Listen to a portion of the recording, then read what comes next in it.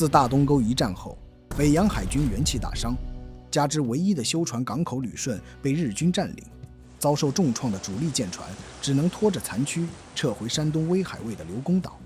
4个月后，日本海陆并进，进逼奉天和山东，而清朝的水陆两军统领尚在为战守之策争执不下。此时，一场决定北洋海军的生死之战即将打响。本期我们使用3D 动画为你深入解读刘公岛战役的攻防过程。面对来势汹汹的日军，丁汝昌将全部希望压在了刘公岛的防御工事上。该岛共有东洪、黄岛、公所后3处炮台，炮口全部对准海面。他们均配备了克虏伯240毫米口径要塞炮，射程可达10000米之外，火力之猛足以覆盖任何方向的来犯之敌。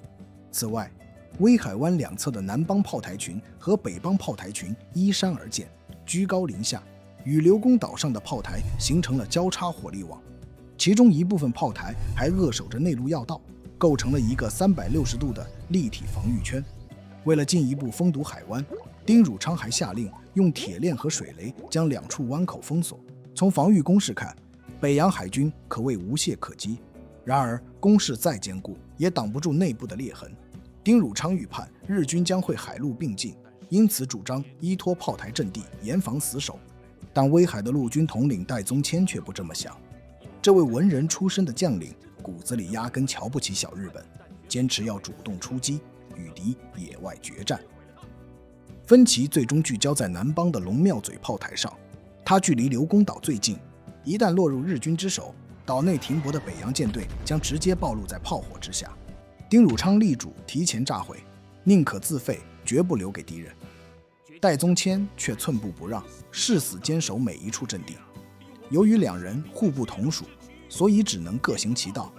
而日本舰队司令伊东佑亨很清楚，从海上直接强攻刘公岛无异于以卵击石。一旦舰队强行闯入威海湾，南北邦炮台将从2侧同时开火，联合舰队的大量小型炮艇根本经不起这样的夹击。所以他与日本陆军司令大山岩共同制定了一套海陆并进的作战计划，由联合舰队护送陆军登陆山东，先拔除威海卫南北邦炮台，再从海上发动总攻，将北洋海军一举歼灭。计划既定，日军随即派出大量间谍潜入山东威海一带，侦察清军布防。他们手持一根鱼线，线的一端绑上铅锤，每隔1米打一个绳结，乘坐民船沿海岸游弋，将铅锤投入海中，待其沉底，数一数海水，没过了几个绳结，水深便一目了然。经过侦查，日军最终选择了风小水浅、防守薄弱的荣成湾作为陆军的登陆点。1895年1月20日凌晨，日军顺利登陆荣成湾，途中仅遇到一些微弱的抵抗。兵力有限的戴宗谦当机立断，直接放弃北邦炮台，在荣成湾通往刘公岛的交通要道设下埋伏，准备打一场漂亮的伏击战。可日本陆军将领大山岩手握3万大军，特别擅长使用火炮，在绝对的火力和人数优势下，清军苦心布置的伏击圈不到半天便土崩瓦解，损失惨重。伏击战失利后，戴宗谦将全部希望压在了南邦炮台群上，其中摩天岭是整条防线的制高点，也是最关键的命门。一旦失守，日军便可居高临下，逐个击破其余的炮台，威胁刘公岛的北洋舰队。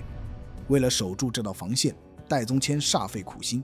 他命人用土墙将各个炮台连成一道完整的防御圈，士兵可以躲在墙后装填开火。炮台外围则挖出大量壕沟，沟底密密麻麻钉满了钉板，再用泥土薄薄覆盖，从外面看和普通土地毫无差别。日军鞋底极薄，一旦跳入壕沟，脚底瞬间洞穿。壕沟之外又架设了多层路寨，以减缓日军的冲锋。彼此间还故意留出空隙，埋设了大量地雷，整道防线防的是滴水不漏。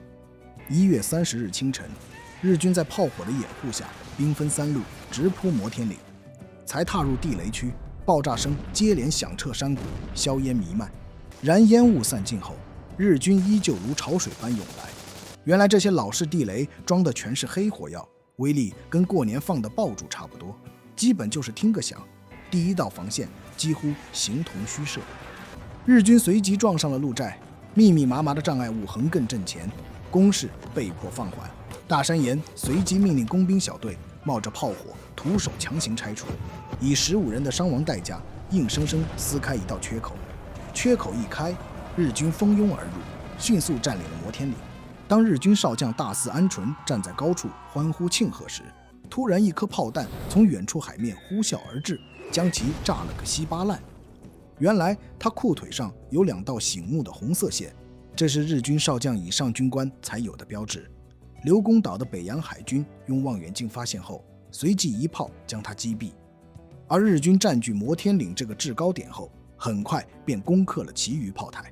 由于日军步兵不懂如何操炮，便逼迫俘虏的清军士兵代为开炮。其中一颗炮弹呼啸而出，正中北洋海军旗舰定远舰的主炮台，炮台瞬间受损，弹片四溅。眼见南邦炮台尽失，丁汝昌决定在日军抵达之前将北邦炮台全部炸毁。戴宗谦誓死不从，坚持要以一营残兵死守到底。丁汝昌别无选择，命北洋海军水兵将他强行架上轮船带回刘公岛，随后下令引爆北邦炮台。1895年2月1日夜，戴宗谦在刘公岛吞金自杀，威海防务的全部重担就此落在了丁汝昌一个人肩上。南北炮台相继沦陷后，伊东佑亨于2月3日拂晓，率领着联合舰队逼近刘公岛。然而北洋海军以炮台为依托，猛烈还击，日军第2游击队被迫撤出，刘公岛还没那么容易拿下。丁汝昌的防守策略很清晰，以刘公岛各炮台为依托，再以威海港东西海口的水雷阵封锁航道，让日舰无从突破。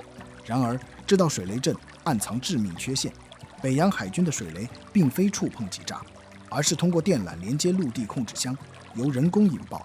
南北邦炮台失守后，部分控制箱随之落入日军之手，水雷阵上悄然出现了大量缺口。看到机会后，伊东佑亨趁夜派出10余艘鱼雷艇，悄悄摸入威海南口，穿越了水雷阵，欲一举灭掉北洋海军。然而鱼雷艇的蒸汽发动机噪音极大，北洋海军的巡逻小艇察觉到异样后，向天空发射了一枚火箭示警，所有舰船便立刻打开了探照灯。如此一来，便把自己的位置和轮廓悉数暴露给了敌人。日军鱼雷艇抓住时机，一枚鱼雷过去，正中定远舰轮机舱，海水汹涌灌入。丁汝昌当机立断，命定远舰全速冲向附近海滩搁浅，横卧于此，炮口对外。军舰虽已无法航行，但舰炮仍可开火。定远舰就此化为一座海滩上的炮台，继续与联合舰队对抗。然而所有人心里都清楚，旗舰已经搁浅，刘公岛四面合围，这场仗又能撑多久？出乎意料的，伊东佑亨没有选择强攻，而是以南邦炮台持续炮击岛内舰船，联合舰队在外围封锁，目的就是将北洋海军慢慢困死在威海湾内。